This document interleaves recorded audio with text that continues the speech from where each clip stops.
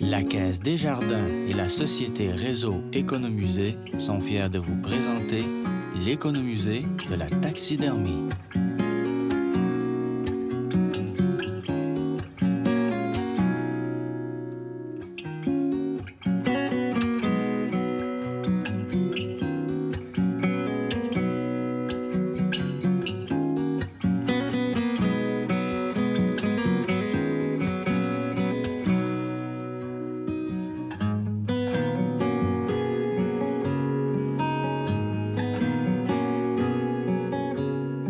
Bienvenue chez Bilodeau, dans la très belle ville de Normandin, région Saguenay-Lac-Saint-Jean. Nous allons visiter l'Économusée de la taxidermie. Nous allons voir des artisans à l'œuvre ainsi que leurs nombreuses créations. Suivez-moi dans cette entreprise plus vraie que nature. Nous nous retrouvons chez Bilodeau dans la partie de l'Économusée de la taxidermie avec Mario Bilodeau. Mario, bonjour. Bonjour. On a l'impression que tu as toujours fait ça dans la vie, toi. Oui, j'ai commencé très jeune. J'ai commencé à l'âge de 8 ans à faire de taxidermie. Fait que ça m'a mené aujourd'hui avec toute cette passion, si on veut. C'est mon père qui m'amenait naturellement à la chasse, à la pêche, à la trappe. Fait que, puis j'en ai pris goût. Fait que je suis venu taxidermiste à cause de ça. Tu vas observer, toi, dans la nature, comment l'animal se comporte et c'est ce que tu vas recréer. Oui, c'est l'affaire la plus importante pour un bon taxidermiste, c'est d'être capable d'observer, c'est d'être capable de savoir les vraies couleurs, d'être capable de vraiment voir l'anatomie de la bête. C'est vraiment... Un taxidermiste, ça a plusieurs métiers, mais celui-là d'observateur, c'est un art, hein? C'est comme faire la peinture. Il faut que tu l'aies dans l'œil, il faut que tu l'aies dans le doigté. On entendait autrefois le terme empailleur. Est-ce que ça se dit encore, ça? Non, on ne dit plus ça aujourd'hui parce que le terme empailleur, ça vient parce qu'on mettait de la paille à l'intérieur des animaux avant. On faisait bouillir les os, on mettait de la paille sur l'animal, sur l'os. Après ça, on mettait de la ficelle pour reconstituer l'animal, puis après ça, on mettait la peau là-dessus. Mais aujourd'hui, c'est fait avec d'autres choses. Hein. C'est des formes? Oui. Ce qu'on appelle la naturalisation? Oui, c'est ça. C'est des formes sculptées ou des formes qu'on peut acheter, qui sont tout en base d'uréthane. Et également ostéologue. Toi, tu es ostéologue aussi? Oui, on fait beaucoup d'ostéologie pour les musées, les zoos, le cinéma. Alors, Mario, moi, j'aimerais bien voir comment ça se passe dans l'atelier. Est-ce qu'on va voir ça ensemble? Oui, bien, je vais aller te montrer ça. On voit les gens ici travailler, Mario. Il y a beaucoup de minutie. Donc, c'est vraiment important de se donner la peine de bien travailler. Oui, c'est sûr, parce que c'est tous des jobs qui sont bien minutieux. On peut voir Angelo en arrière de nous, il est en train de préparer un œil d'un chevreuil. Il faut vraiment qu'il redonne vraiment l'impression que le chevreuil nous regarde. Angelo Gagnon est aussi taxidermiste et on va parler des étapes de la taxidermie. J'ose le déranger un peu. Tu es en train de travailler. Angelo, Oui. bonjour. Bonjour. Est-ce que, Angelo, tu pourrais nous expliquer les étapes de la taxidermie? Bien, la taxidermie, c'est plusieurs étapes. La première des étapes, c'est de récupérer la peau sur l'animal en faisant bien attention de rien briser, surtout le tour des yeux, le tour des narines, puis après ça, les lèvres. C'est les places les plus stratégiques quand on récupère la peau. Après ça, on va tanner la peau. On va apprêter la peau, transformer la peau en cuir pour qu'elle se conserve, pour pouvoir la naturaliser, pour pouvoir préserver l'animal.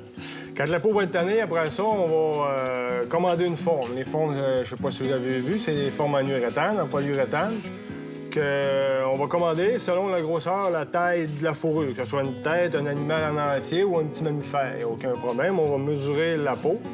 On va commander une forme qui va s'adapter avec la peau.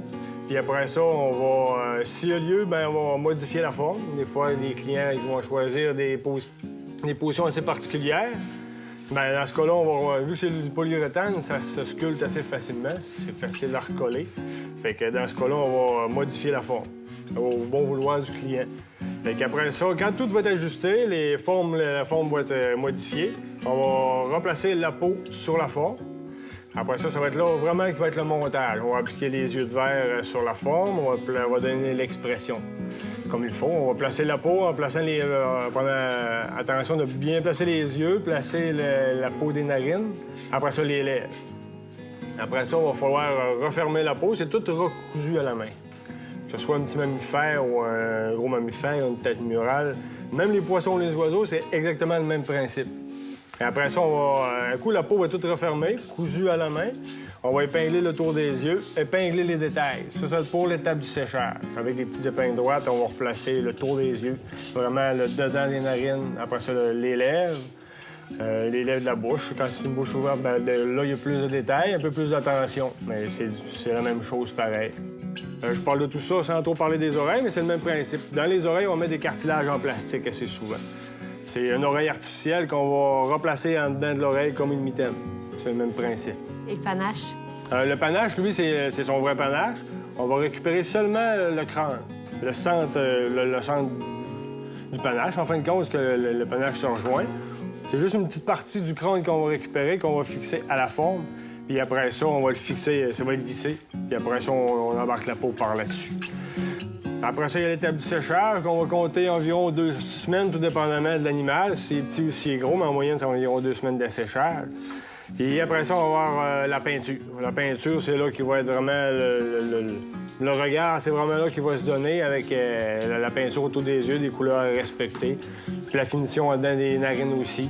Puis quand il y a une bouche ouverte, bien encore là, c'est beaucoup plus de détails, comme on peut voir dans les ours.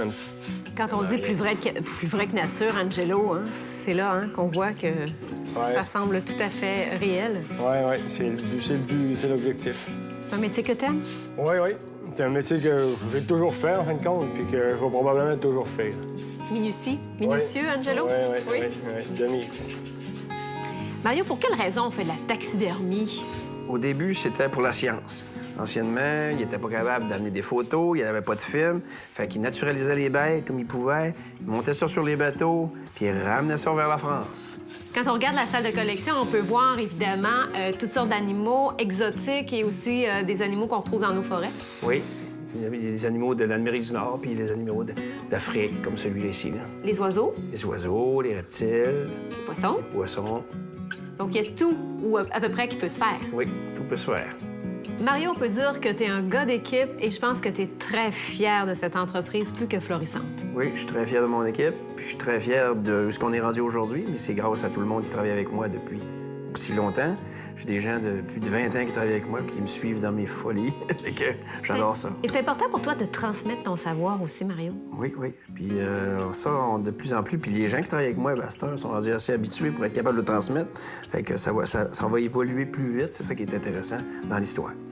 La taxidermie, est-ce qu'on peut dire que ça n'a pas de frontières? Non, ça n'a pas de frontières. On travaille présentement dans plusieurs pays. Puis on a encore l'idée d'en conquérir d'autres.